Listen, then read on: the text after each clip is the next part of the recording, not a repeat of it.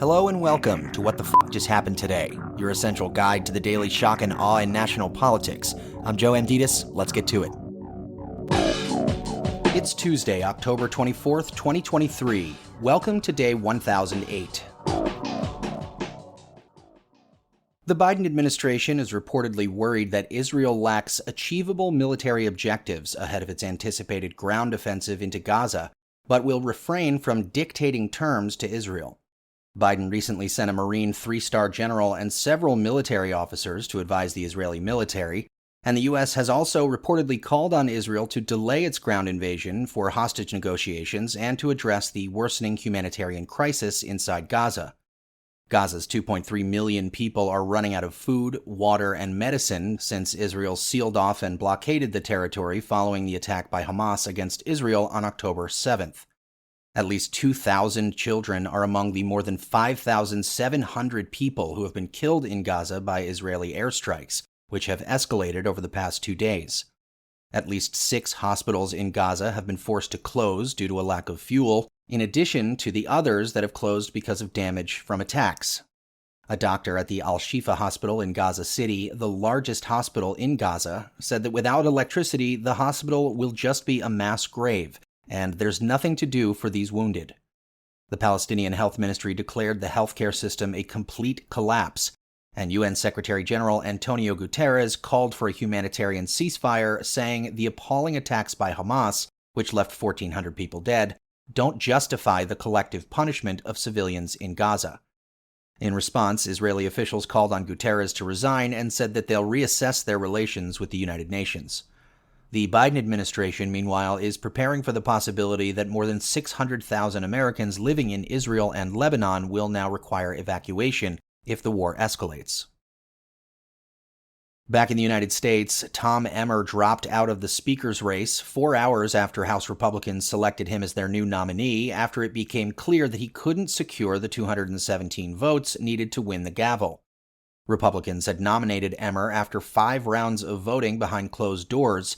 However, at least 24 Republicans immediately indicated that they would not support Emmer for the speakership, including some members of the House Freedom Caucus. It's unclear whether any Republican will be able to get the required votes in the divided chamber. Emmer is now the 3rd Republican this month to be nominated to lead the party, only to have his bid collapse due to the party's competing ideological groups. Republicans have also succeeded in rejecting the 3 top leaders they've chosen for the job: Kevin McCarthy, Steve Scalise, and Emmer. Trump, meanwhile, called Emmer a globalist rhino and said he was totally out of touch with Republican voters, adding that electing him Speaker would have been a tragic mistake. Notably, Emmer voted to certify the 2020 election. The House remains frozen until a new Speaker is elected. Moving on, a 4th Trump co-defendant pleaded guilty to illegally conspiring to overturn Trump's 2020 election loss in Georgia. Jenna Ellis pleaded guilty to 1 count of aiding and abetting false statements related to the conspiracy to overturn the election in Trump's favor.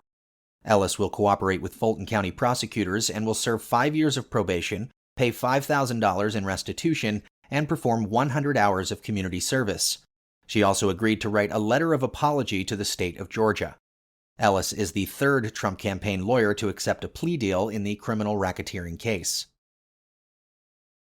And finally, Trump, who's seeking to toss federal charges that he conspired to defraud the United States, argued that his actions were protected by the First Amendment and that he can't be tried again after being acquitted by the Senate during his second impeachment. In 4 separate motions to dismiss, Trump contends that the felony indictment, which charges him with conspiring to obstruct Congress's certification of the 2020 election, conspiring to deprive Americans of the right to vote and have that vote counted, and conspiring to defraud government officials administering the election, does not explain how he violated the laws. Furthermore, Trump argued that the Justice Department is criminalizing core political speech and that he's the target of selective and vindictive prosecution. Trump also claims that he has absolute immunity from federal prosecution because his efforts to overturn the election and remain in office were at the heart of his official responsibilities as president. Special counsel Jack Smith asked a judge to dismiss Trump's claim of absolute immunity, saying that its implications are startling. That's all for now. You can find the links and sources for all of these stories on the main website. And as always, visit whatthefjusthappenedtoday.com for the latest news and headlines. Until next time, I'm Joe Amditis.